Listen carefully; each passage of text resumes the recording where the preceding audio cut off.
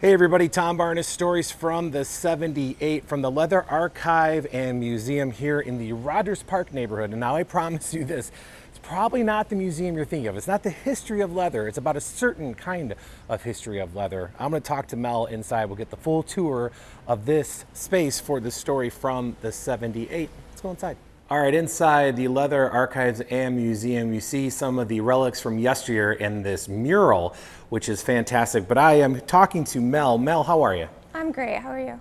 Wonderful. Give me your fancy title, Mel, because I know you do a lot here. You're librarian, archivist. Did I get all that? Yes, my official title is Archivist and Collections Librarian. So where are we in this space that is this museum? Oh, we are in the Etienne Auditorium of the Leather Archives and Museum. So all of these murals were painted by an artist who went by the name Etienne. His full name was Domingo Orejudos, and he was born and raised in Chicago. He originally painted these murals for the Gold Coast, which is one of the oldest gay leather bars in the world, and the first one established in Chicago. And he originally painted the murals directly on the walls of the bar. Oh, really? Hence the Gold Coast name right up there, right? So these were from the bar itself? Well, the first bar no longer exists. They had to move locations, and when they had to move, they had to whitewash the walls. Okay. And so the next location, he put up these plyboard panels and painted the murals on the panels so that when they had to move the bar, they could bring the murals with them. All right, so before we can't leave this space and what was artwork at the Gold Coast without talking about the gigantic penis on the wall. Why don't you talk about that a little bit, Mel? Yes, so there is one mural here that has a large penis exposed in it. This mural was not at the Gold Coast. It was at Chuck Renslow's second bar, which was called the Chicago Eagle. Oh, my bad, my bad. And that was also located in Andersonville. And allegedly, when you opened the door to the bar, this mural was the first thing you would see on display behind the bar. It's huge. So you would open the door, you would immediately see this mural. And Chuck Renslow, the owner, was a little afraid that someone unsuspecting, perhaps with children, would wander into the wrong door, and they would open the door and they would immediately see this large painting of this exposed man, and he would get in trouble. So he had an artist paint over the original. They had him paint underwear, like paint a jockstrap onto the original, and then later he regretted that decision. So he had a different artist paint a new penis on top of the underwear, on top of the old penis. So this painting, if you look at it closely, you'll see the penis does not actually match the rest of the painting. Well, now we gotta get closer. The skin tone isn't right. The hair is not right. But that's actually what kind of makes it work now. It's because a second artist did it, and there is a secret original penis painted underneath it somewhere. Fun fact, where was this again? What bar? And what's the painting called? So these were murals that were painted for the Chicago Eagle, which was Chuck Renslow's second leather bar, and it was located in Andersonville. And his first leather bar was the Gold Coast? It was the Gold Coast. Yeah, and these were similar to what they had in the Gold Coast as well, right? Yeah, so it's a mix. Some of these were originally in the Gold Coast, like this one of the blonde man kneeling in the corner. That was originally in the Gold Coast, and then they were painted on these panels so they could be moved. Right. So some of them were later moved to the Eagle. Some of them were painted originally for the Eagle. Because when they moved, they had, like, as you said, they whitewashed the walls because that was what they had to do to move to another spot per the landlord at the original spot. Etienne's first murals were whitewashed. And it's adorned throughout the space. Are those also panels, or are those other things on this side that we're looking at over here? They are almost all mural panels. So the oldest ones you are looking at right now, they're quite yellow in the back. And if you get up close to them, you'll actually see some splatters on the one on the left. Oh yeah, I see. Is there a story behind the splatters? I'm sure there is. So these were at eye level in the bar, so people could interact with them, and there are what appeared to be beer splashes and other types of splashes on the murals. I'm sure. And this space that we're in, what usually happens in this space here? Oh, we have a lot of events here. So there is a program called the Fetish Film Forum that's curated by John McDevitt, and that is once a month. Once a month we have a free class. The class is usually taught by Leather Redux, and we have fetish figure drawing here once a month as well. Okay, in this space here, right? Mm-hmm. And you were talking earlier about leather men in general when you were speaking about the Gold Coast and what you guys use as exhibitions here in the archives. What do you mean by leather men for folks that might think they know, but maybe they don't? Sure. So the gay leather community really started in the 1940s and 1950s with gay motorcycle clubs. And at the time, bikers would wear a lot of leather for protection, of course. So gay men started adopting the style of the biker, as well as founding numerous gay motorcycle clubs all across the country. Mm-hmm. And these clubs were a lot of things. They were social organizations, they were charitable organizations. They would typically raise money for a local charity at their events. And they were also spaces that were known to be very friendly to kink and people who were interested in rough sex and alternative sexuality. They were very sex positive and kink positive spaces. And so leather clubs really came out of gay motorcycle clubs. Oh, I didn't know that. When they stopped riding so many motorcycles. I see. So that's up here, and then you have a space downstairs. You feel like going for a little walk with me? Yeah, let's go downstairs. So how did this space become to be in the area that it is? We can actually stop here. Yeah. So some of these, this glory hole behind me is from Man's Country, which was a bathhouse that is nearby. Okay. And this area is just really a place where a lot of gay leather bars began to congregate. So there's two of them nearby, Touche and Jackhammer. There's also the leather shop. There's now 2 leather shops within 2 blocks of here. And Man's Country, which was located in Andersonville on 5015 North Clark. Which is interesting because you hear about the history of Chicago and North Halstead area, formerly Boys Town, and Andersonville. You don't hear much about, at least I didn't, about north of that area, which is Rogers Park. Did not know. Yeah, Rogers Park is a lesser known, but definitely a center of gay leather community in Chicago, which is spread out. Okay. What are we seeing here? What's going on in this space? So this space is our banners hallway. We have a lot of banners from leather clubs. Many clubs, they would create a banner that they would hang in whatever bar they hung out in, and they would call that their home bar. And that's usually where they would have their monthly get-togethers or weekly bar nights. So most of these banners are directly from the bars, as well as these stained glass, which are from the DC Eagle in Washington, DC. Wow. So the one on the top is from a club called FFA, which is privately known as Fist Fuckers of America. Okay. And publicly known as the Fall Festival Association. That's fantastic. Okay. The bottom stained glass is from the Vulcan RC, which was a rubber club. Okay. Because the rubber fetish communities are closely associated with the leather fetish communities. I see. Alrighty. You guys cover it all so far up here. What do we got going on down here? Down here we have, this is an interactive bondage exhibit. So we have samples of different types of rope.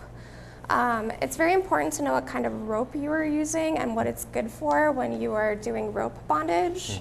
Rope that's very soft and flexible, for example, should not be used to suspend a body because the way it will stretch and cut off circulation. This rope in particular is really not great for bondage because of the way a knot will lock in this rope and be very difficult to get undone. Oh. This rope is very weak, and also meaning it will break easily, but it's also rough. Yeah, it looks like that would leave a mark. And it can scratch and leave marks on the body. So you need to be careful about what kind of rope you use, and this gives people an opportunity to feel different types of rope, different diameters of rope, and learn more about rope safety.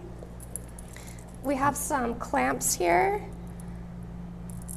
We used to have a few more clamps, but we have clamps here that people can try if they want to feel what a clamp feels like. Gee, I just use it on my hands. Typically, where would an example of this go? Or you can put it anywhere on the Anywhere? body, but these are usually used as nipple clamps. Got it, got it. And this is somebody trying out what some of these things do? Someone doing rope bondage at an event. Michelle Buchanan is there doing bondage. She was an activist in New York in the 1990s. Some of these items were collected by our founder, Chuck Renslow. Others are just items that we had donated for people to be able to look at and touch. All right. And then you got some more of the artwork here. Yeah, And then more stuff for like the leather bar that you talked about, more of the things that they would put in the bars themselves?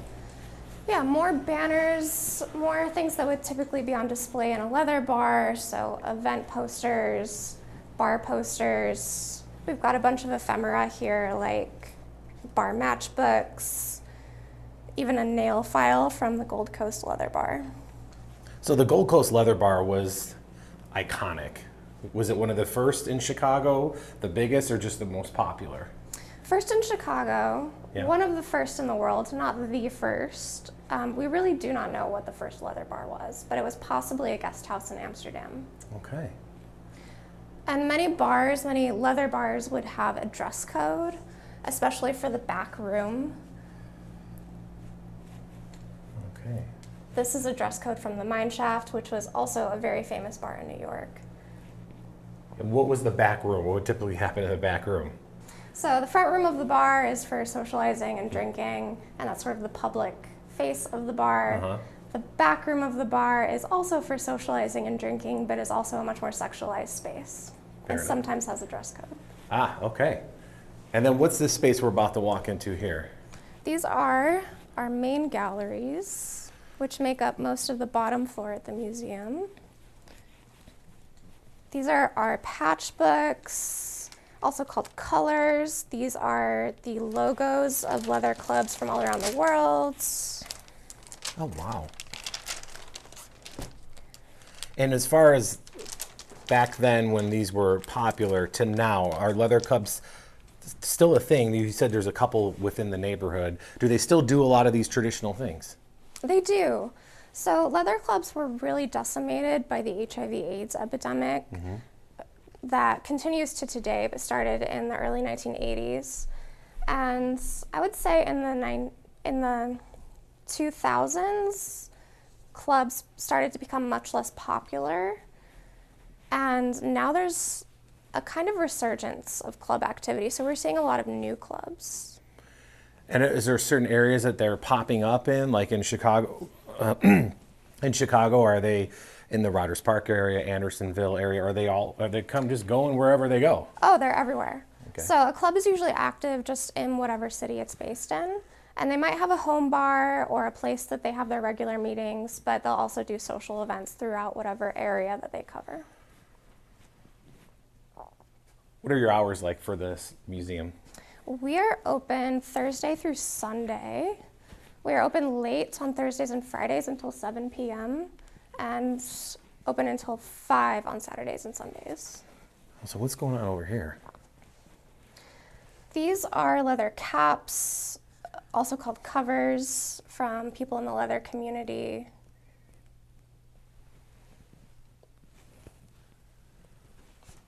This area is really just about has a brief explanation of where the term leather comes from gay motorcycle clubs, and how it's associated with kink, BDSM, and fetish. And we generally cover all those communities, although our name is Leather Archives and Museum. We also collect material from kink communities from all over the United States, from fetish communities, from rubber communities, spanking communities, any kink that you can name, really. And that's what we're seeing throughout right now? as we walk through the museum? Or is there a specific spot for those type of things? Like, should we happy to walk around wherever we need to go? Oh, it's all really a mix. Yeah. So this exhibit right now is going to be replaced probably next week. But this exhibit is just event posters from different types of events. So we've got rubber latex fashion events from New York. That's from the Baroness, who also donated her collection of rubber and latex fashion designs here. Okay. A leather contest event from Canada. This leather party on a boat from Germany.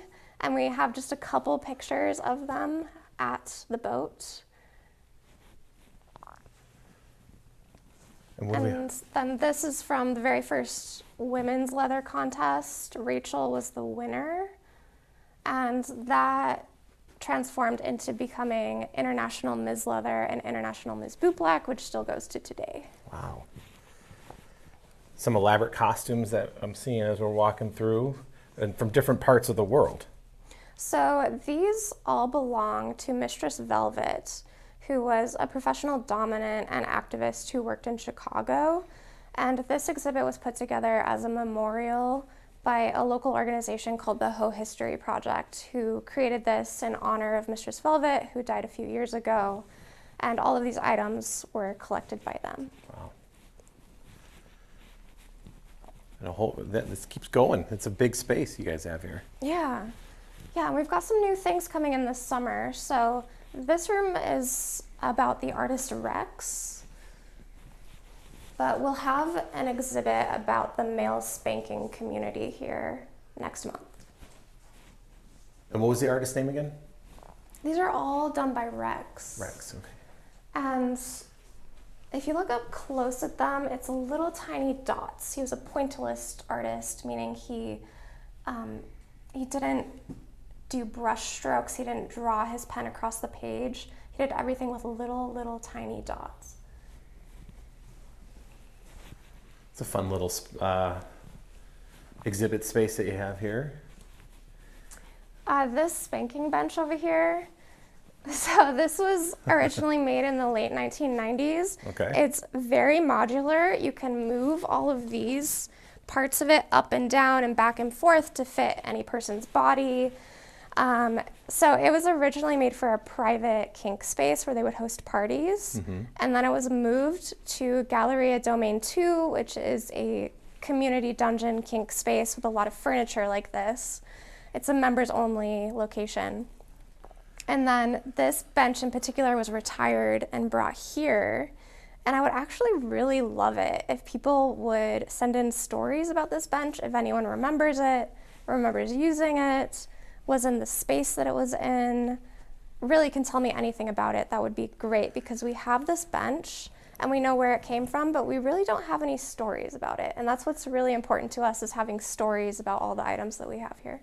What is your favorite story within the space that you would love to tell people? Oh, that's a great question. That's hard to answer. My favorite item is not on exhibit. I can make it easier. That's on the exhibit. Yeah. Favorite item that is on exhibit. Yeah. Or is that like asking somebody who their favorite kid is if they have more? Yeah, that's so hard. Hey, let me think. I do love the bench. While you're thinking, what are we looking at here as far as this space? This area is about women's leather history. So it's a mix of historical text, histories of different clubs, of different activists, prominent members of the community, and then artifacts that we have donated. Look at that. And you mentioned earlier, you have groups that come through here from universities and whatnot to learn about what this space is. How important is that for you, for the community and the city for that matter, to know what this space is for folks that don't know? Yeah, so we are the only place like this in the world. In the world? Yes. Wow. We're the only museum, archives, and library that focuses on the leather and kink communities. While there are other places that collect this kind of material, we're the only community institution that does all of that. And we're lucky to be in Chicago where we can access it. So a lot of these things that to help get the museum started, I'm guessing, are from the bars that have since been closed, like the Gold Coast, and just people coming through town and events all over the world, bringing them back here to Chicago. Yes, essentially. Yeah. Is this, as far as the space is concerned, do we get most of the space in, or have we toured anything else that we need to see down here? Well, we have a library upstairs. I can take you up there. Sure, let's go. So where are we at right now? I know we're right outside the library and we're in the space. What do you call the space again? We are back in the Banners hallway. Banners hallway. Some of these flags are community flags. So this one is Boy Leather Pride. Got a Pony Pride flag. This banner, There Are Trans People Here, was created by H. Meltz, who's a local artist and poet. And then some of our coloring pages from our library. So this is your space, because you're a librarian archivist, right? Yeah, I usually work downstairs in the archives, which is where we store everything that's not on display, as well as all the research collections. But the library is free and open to the public every day that we're open, and also by appointment on other days. You can't check stuff out, but you can come here for free and browse anytime. And we have all these books focused on different kinks, on history of sexuality, on how to do different things. We've got all of these rope bondage how-to books. Would it be fair to say that some of these books are hard to find? Some of them are very hard to find. A lot of these are out of print. And then it can be very expensive because you wouldn't normally be able to find this kind of literature at your public library. And if you are interested in learning how to do rope bondage from a book on your own, there are so many books that you would have to purchase or have to choose from online without really knowing what's in them. Whereas here you can just come and browse the book, learn from it here in the library, decide if you want to go home and buy it. Oh, I see. We also collect zines. So all these rainbow boxes are zines that have been donated or purchased. We'll purchase zines. What are zines for A folks who might not know? zine is like a little self-published pamphlet or book. Okay. So anyone can make a zine. And we collect any kind of zine that is about kink, about leather community, also about body modification. And we've got quite a lot of them now. And those are fun to find. Usually zines are very small run prints, so someone might make 50 zines and distribute them locally, and then if you don't grab it, you'll never have access to that zine again. Right, they're kind of like, they're here for a small amount of time and then they're gone. They're very ephemeral. We also have this large pulp collection. Oh, cool.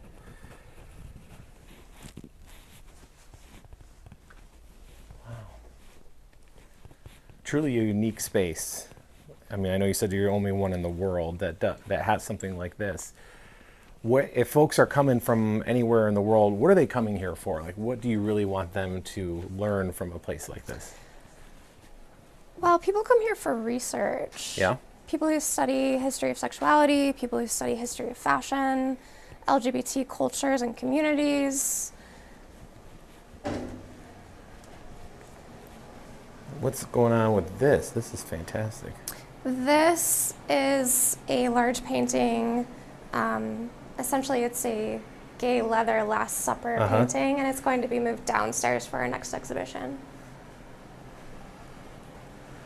And what for folks wanting to come in and tour the space, how does that work? Do they have to make it by appointment? Is it just come during open hours? And it is an adults only space, correct? Yeah. It is 18 years of age and older space. And it's free to visit the museum on Thursdays. It's free to use the library anytime, and a number of our events are free, including the monthly Sunday class. And then every other day, it is $10 general admission and $5 for students. Oh, that's fantastic. And I imagine they can learn more online if they want, a website where, give a little Yeah. history of the space and everything else. Yeah, all of our events are posted on our website, and we've had a lot of events coming up this summer. We had a big fundraiser a couple weeks ago.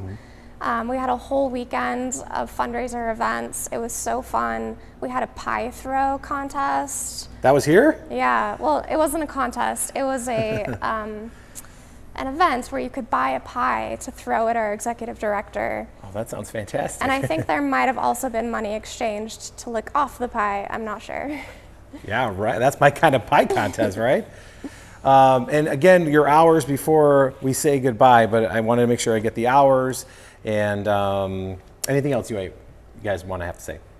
So we are open 11 to 7 p.m. on Thursdays and Fridays, 11 to 5 p.m. on Saturdays, 1 p.m. to 5 p.m. on Sundays. Can people buy tickets ahead of time? You could buy tickets online. There is a discount if you buy a ticket online, but you can also walk in anytime. And if you are just here to read and use the library and learn about kink, learn about history of sexuality in the library, it is free to do that. And something we haven't talked about just yet. I mean, obviously, for people who are exploring this part, of their sexuality, obviously this is a safe space to do that. But I imagine you guys take pride in the fact that this is a safe space for anybody that wants to come and learn, especially with the free access to the library. Yeah, absolutely. There's absolutely no judgment here. We never assume why anyone is here.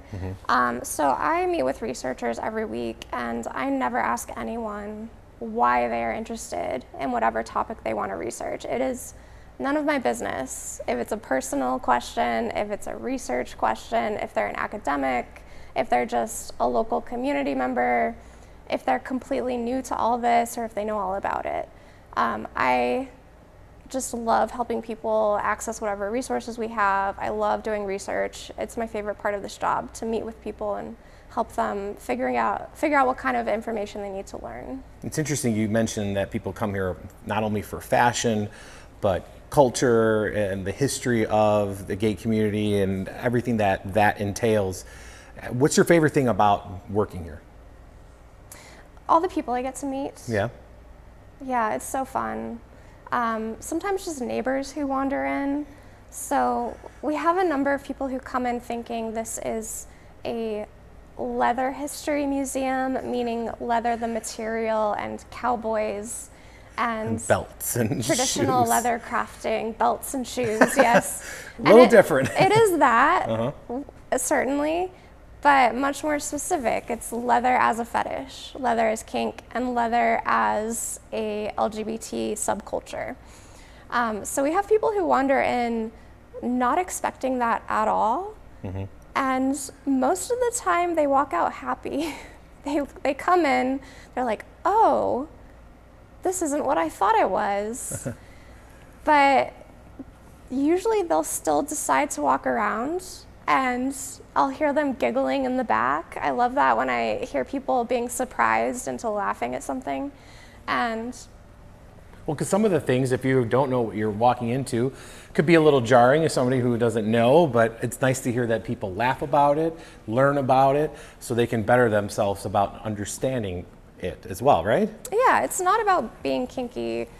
You do not have to be leather or have any interest in kink or leather to get something out of this museum. It's about learning about other people. Absolutely. And it's about learning about gay history and about these communities that have existed for a long time, but largely not been able to be public because of the risk of being public as a kinky person or as someone in the leather community. So this is a space where we actually get to celebrate ourselves and allow people to come in and be curious.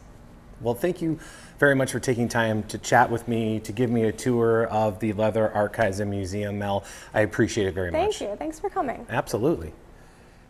Well, all right, that is the stories from the 78 from the Leather Archive and Museum. I'm Tom Barnes. You can email me at tombarneschicago@gmail.com if you have a story from the 78. suggestion, or go over the website storiesfromthe78.com. This place truly is a place where I am super proud to be from Chicago. We do things that other cities don't do, evident here by the only museum of like this in the entire world.